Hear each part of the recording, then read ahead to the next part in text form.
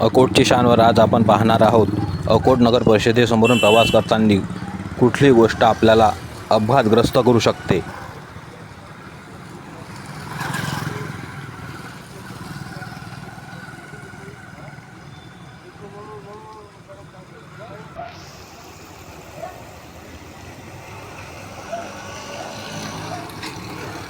सावधान मित्रांनो, आपण जर अकोट नगर परिषद समोरून अंजनगाव रोडकडे प्रवास करत असाल किंवा वाहनाने जात असाल किंवा पायी चालत असाल तर अकोट नगर परिषद समोरील डिवायडरवर लावलेला सगळ्यात शेवटचा खांब म्हणजे अंजनगाव रोडकडे जातानीचा खांब हा वाकलेल्या परिस्थितीत आहे. म्हणजे तो सदर खांब अपघातग्रस्त होण्याच्या तयारीत आहे.